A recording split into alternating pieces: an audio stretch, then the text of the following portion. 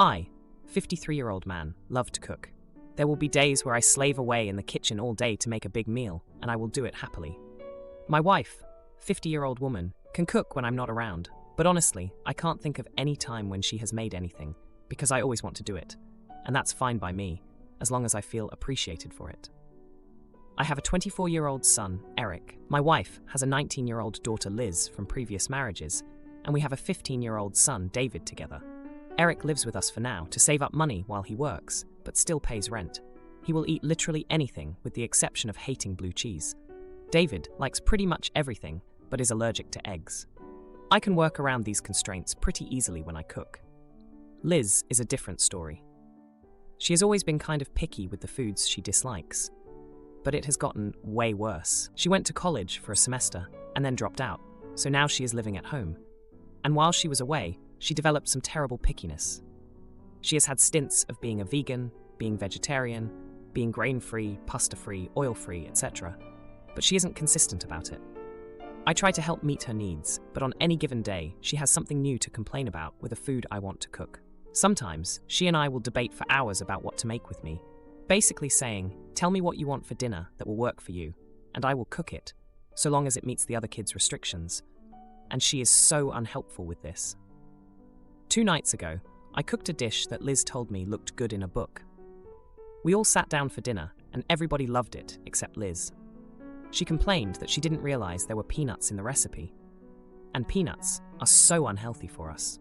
So she doesn't think she can eat it, and can I make her something else? I was fed up and told her, "No, you can eat this, or you will eat nothing. I am done having to deal with your pickiness and criticism of my cooking. I will no longer be taking any of your feedback on what you want for dinner, and will be cooking what everybody else wants. You can either eat that, or cook yourself something else." She started crying and said that I take the other kids' restrictions on what to eat, so why can't I do the same for her? I reminded her that Eric only dislikes a single thing that I don't care for either, so there's no risk of it popping into a dish. And if David has eggs, he will probably die. So it's not the same as her vetoing every single thing I want to make. My wife took her side and said that I am being too sensitive and mean, because Liz is not my real daughter, and I am showing favoritism. This is nonsense, by the way. I told my wife that she can cook Liz meals if she wants.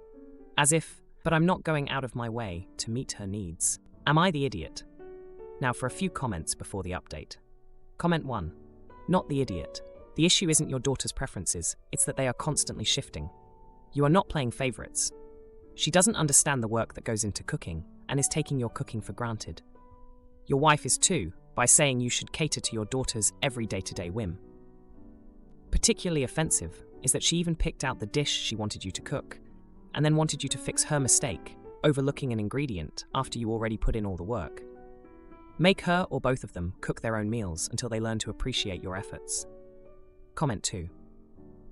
Now, this may just be me, but back when I worked in a psych ward, many patients with eating disorders would frame their disorder as a healthy diet, allergy, intolerance, so that their behavior, not eating a full, balanced diet, would not be recognized as disordered. The issue is that if they saw you adapting to this, they would keep adding new restrictions until you finally let them do what their disorder has been trying to get them to do all along: not eat.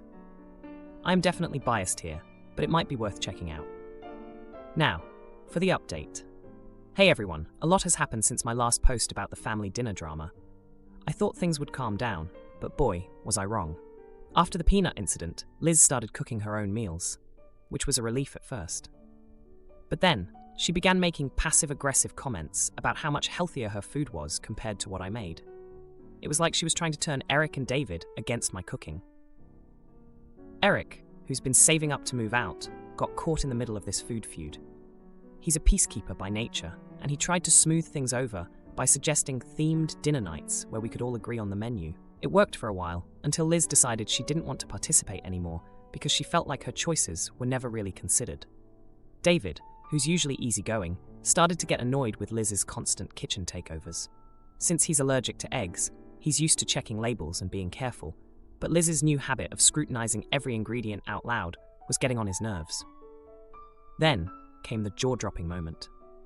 One evening, while Liz was out with friends, my wife confessed something that shook me to my core.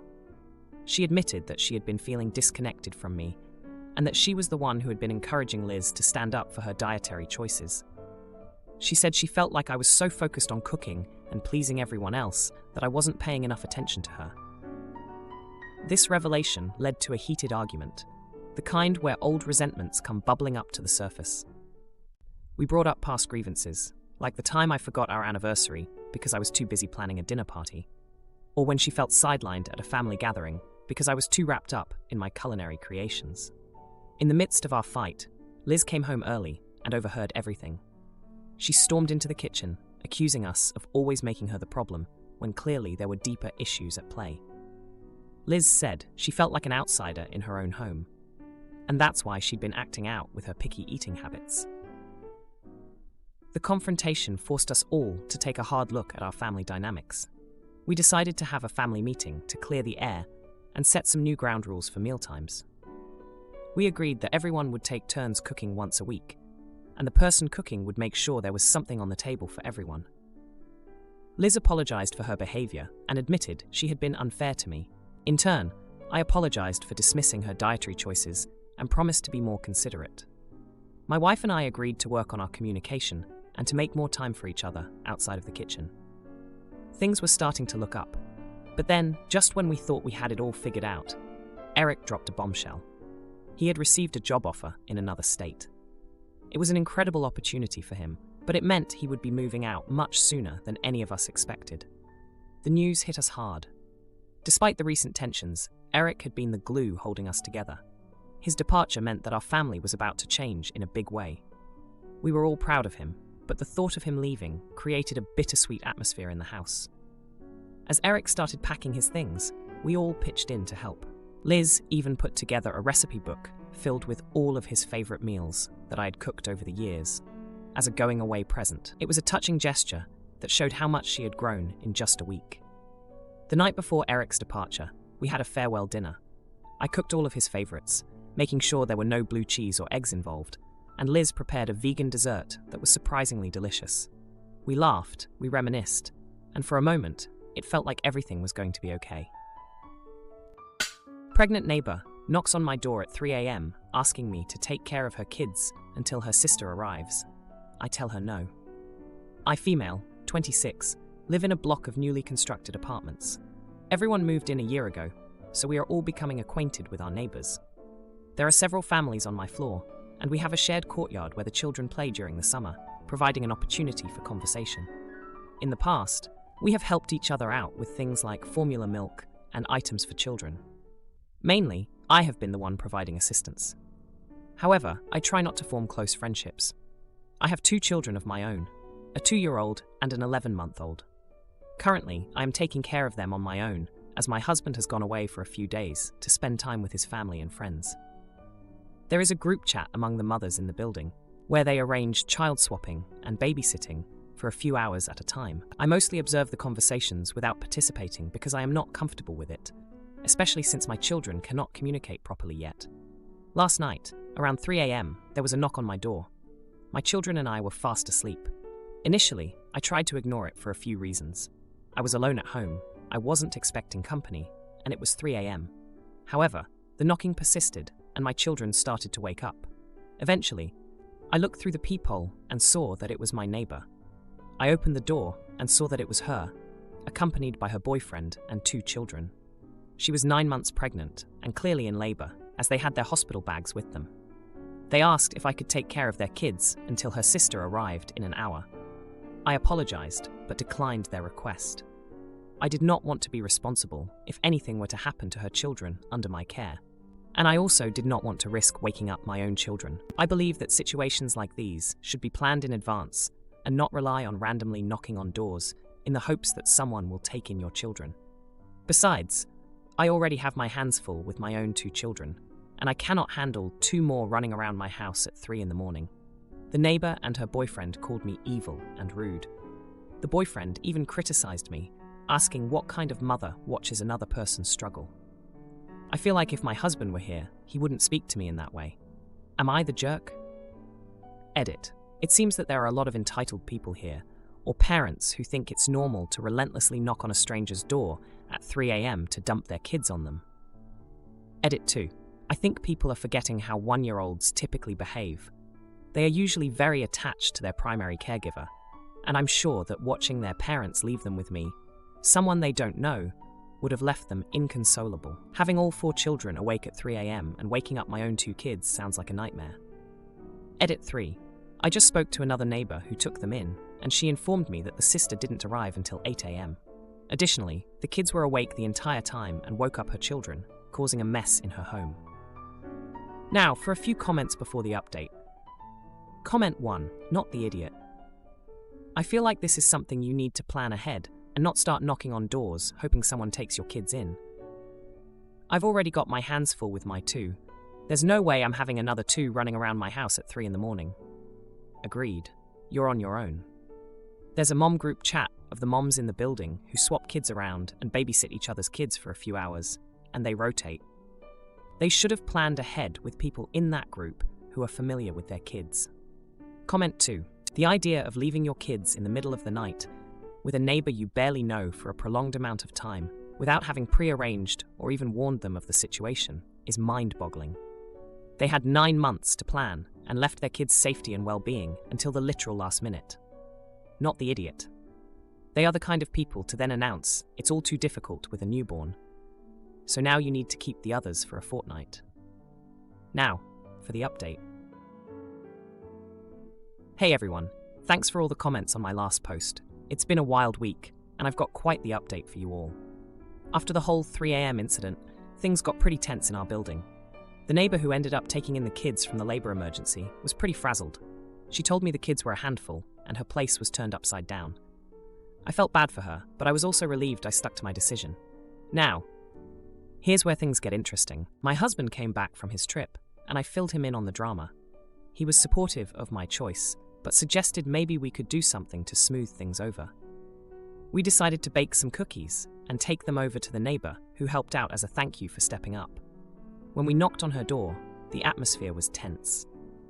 She accepted the cookies, but then, out of nowhere, she started venting about how the other neighbors were gossiping about me, saying I was heartless for not helping out. I was shocked. I mean, I knew people were upset, but gossip? That stung.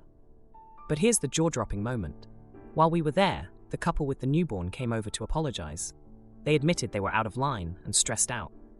They even brought a little gift for my kids as a peace offering. I was taken aback, but I appreciated the gesture. It was a surprising turn of events, and it felt like maybe we could all move past this. Now for the steamy part, remember the boyfriend who called me evil? Turns out, he's been having some issues with the new mom. They had a huge public argument in the courtyard, and everyone could hear them. It was about how he felt neglected since the baby came. I couldn't believe he was making it all about him. The new mom was in tears, and it was just a mess. But then, my neighbor, the one who took in the kids, stepped in. She's always been the peacemaker, and she somehow managed to calm them both down. It was impressive to watch. She's got this way of talking to people that just diffuses the tension. In the midst of all this, my 2-year-old has been going through a clingy phase, which has been tough. But seeing the community come together in the aftermath of the argument made me realize how much support we actually have around us. It's not just about borrowing formula or watching each other's kids. It's about being there for each other during the tough times too. And speaking of support, my husband has been amazing. He's been taking the kids out to the park to give me some downtime, and it's been a huge help. He's also been talking to the other dads in the building, and they're planning a little courtyard barbecue for everyone to get to know each other better. So, despite the initial drama, it feels like the community is growing stronger. People are talking more, and there's a sense of understanding that wasn't there before. As for me, I'm still cautious about who I let watch my kids, but I'm starting to feel more comfortable with the idea of maybe joining in on the babysitting group chat. I've been chatting with some of the moms, and they've been really welcoming. It's nice to feel like part of the community. Oh, and the neighbor who took in the kids. She started organizing a weekly playdate in the courtyard for all the kids, and it's been a hit. It's giving the parents a chance to relax and chat while the kids play. It's been a great way for us all to bond. Rich boy dad makes me work at his company at 14, and I take over at 29. But then my friend Kim and I start cooking and dating. Now he's stressed and sick from his job, so I tell him to quit and do more housework. My sister hates that I spend too much on Kim's B-Day gift. We argue, but then she tells me, so I, 30-year-old male, come from a well-off family, but my dad always taught me to work hard and have class. When I was 14, I started working at my dad's company part-time to earn my allowance. And when I turned 16, I became a real part-time employee. My dad decided to retire when I was 29 and handed the business to me. Back in my second year of university, I met Kim, 20-year-old male at the time. 29-year-old male now. We were in the same course and ended up in the same group for a group project near the beginning of the year. We had a similar sense of humor and clicked as friends quickly. One day he mentioned he loves to cook, and I told him we should cook together because I love to cook too. And that weekend, we went to his place, brought some ingredients, and cooked together. This then became us going shopping for ingredients after classes on Friday. I'd stay at his place the night, and we would cook on the weekend, and this became our weekly routine. Back then I just told others that we were just friends, but with hindsight, that is definitely when I started to fall for him. I finally asked him out a few months later, and he said yes. We lived in the same house with 2 other friends in our 3rd year, and I asked him to move in with me after we graduated. From the beginning, I told Kim that I would not care if he didn't work, but he insisted he wanted to contribute financially. But after about a year, I had to make him stop, due to the differences in our incomes. He was working himself half to death and was getting ill trying to contribute enough. I sat him down and told him that whatever money he made didn't matter, that if he wanted to work, I wanted him to be happy. He cut back his hours, then moved to part-time, then decided to quit and work on his own projects. But he insisted I let him take on some of the housework. Now onto the issue. My sister, 32-year-old female, she and her partner, 31-year-old male, both work, and he also makes significantly less than her. And in private to me, she's made it known that she resents being the breadwinner. She sees all her male colleagues spoil and treat their wives, and wishes her partner would do the same. He does, but just not to the same level, due to the fact he makes basically half as much as they do. Recently, I was talking to her about what I am going to get Kim for his birthday next month. She kept telling me my ideas were too much and that I should get something cheaper since he doesn't contribute. I got a bit annoyed because I've told her about Kim's insecurities of not making or being enough. I told her he contributes more than enough. She then called him a glorified gold digger, and I yelled at her, telling her to shut up and to not talk about Kim that way. After calming down, I do feel bad. I know how she feels about her own financial position, but I don't think it's fair that she takes it out on me or Kim, even if Kim wasn't physically there. So am I the idiot? Now, for a few comments before the update. Comment 1. Not the idiot. You and Kim are happy and have things worked out. Kudos. Your sister is projecting, envious, and apparently quite materialistic. You were also defending your significant other after she was outlandishly disrespectful towards him. More kudos. 10 points to Gryffindor. Manga 20 points Slytherin. Comment 2. Not the idiot. It sounds like your sister is projecting her frustrations, insecurities, onto you and Kim. If your relationship with Kim works for you, and sis needs to butt out. Now, for the update. Hey Reddit, it's been a week since I posted about the argument with my sister over my partner Kim's birthday present and calling him a glorified gold digger. I've got an update for you all, and let me tell you, it's been a roller coaster. So after the fight with my sister, things were pretty tense. I was still fuming, but I decided to give her some space to cool off. Meanwhile, Kim's birthday was coming up, and I was determined to make it special. I went ahead with my original plan, which was to get him a vintage record player. He's been collecting vinyl for years, and I knew it would mean the world to him. The day before Kim's birthday, my sister reached out to me. She wanted to apologize and asked if we could meet up. I agreed, hoping we could mend things. We met at a coffee shop, and she started off by saying she was sorry for what she said about Kim. But then, she dropped a bombshell.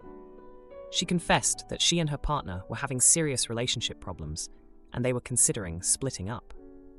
She admitted that her resentment about the financial situation was just the tip of the iceberg. I was shocked.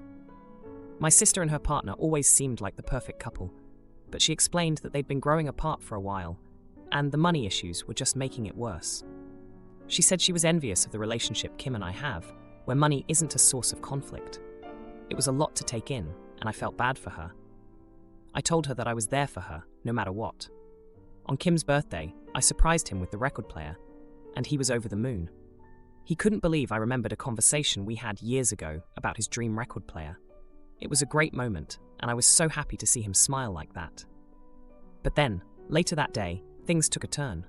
Kim sat me down and said he had something to tell me. He'd been feeling guilty about not contributing financially and had been secretly working on a project for the past few months. He'd been developing a recipe blog, and it had started to take off. He'd even been approached by a publisher interested in turning it into a cookbook. I was stunned.